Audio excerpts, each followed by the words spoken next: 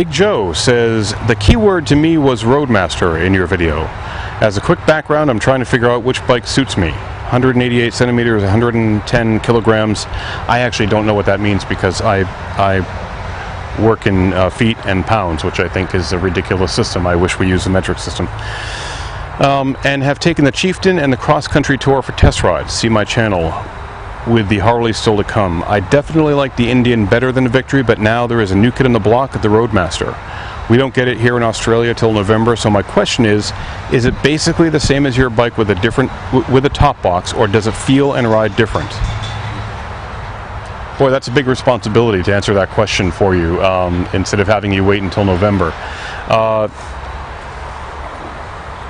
I rode the Roadmaster maybe 5 times or 6 times, you know, of runs that were about 10 miles each.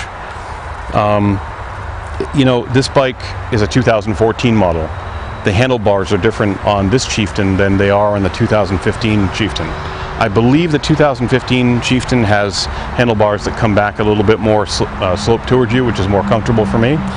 The Roadmaster has bars, I think, that are the same as that. It's incredibly more comfortable on the Roadmaster. I get on that bike for my frame. I'm 5'7", 5'8", and I'm about 912 pounds, and I feel very comfortable on the Roadmaster. It's just a perfect setup for me, more so than the Chieftain even. Is it the same bike with the top box? Well, yeah, basically.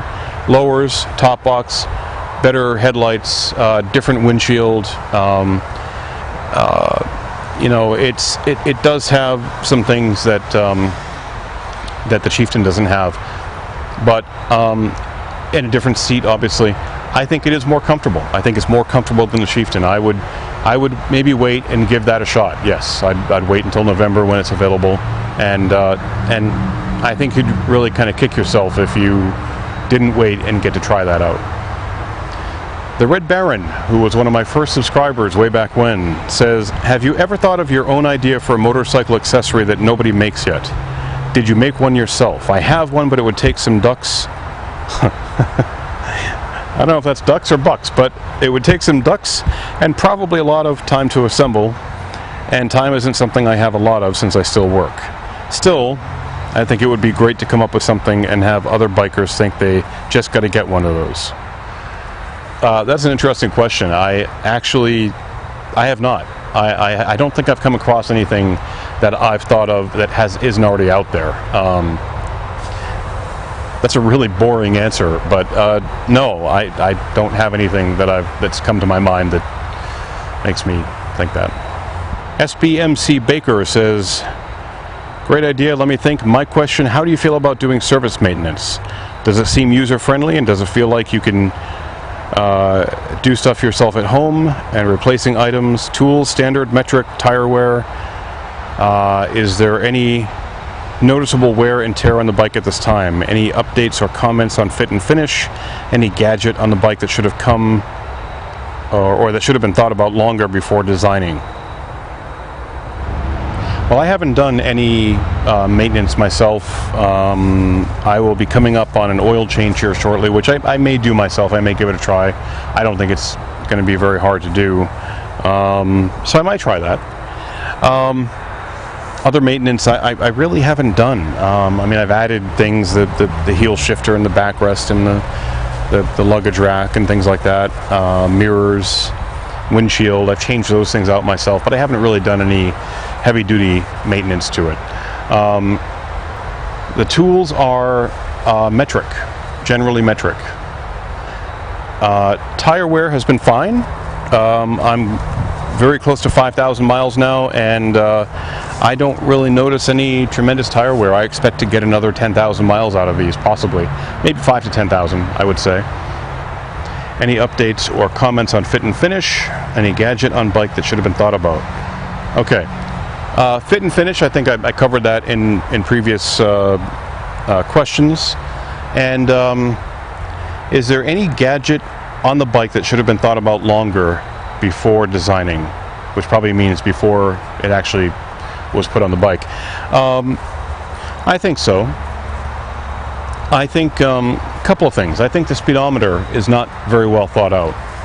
The speedometer on this bike goes up to, I think, 200 miles an hour. Now, you know, let's look at this bike for a minute. 200 miles an hour. I'm not seeing it. I'm not seeing it. I've seen 100 miles an hour on it. I've seen that. It's very pleasant, actually. 200 miles an hour is not going to happen. So what they've done is they've basically bunched up the speedometer. You know, the area of the speedometer, the area of the speedometer that you actually use is maybe, you know, 25% of the dial, 30% of the dial. It's a waste. It's a waste. I think that could have been thought out a little bit better. And really, the gas light comes on very early. I think that should have been maybe thought out a smidge better. You probably have a good, I don't know, 50 miles after the gas light comes on before you really have to go and get gas. Other than that, no, I think it's been pretty good. I think the having the key fob that opens the bags, not opens but unlocks the bags, that's been great.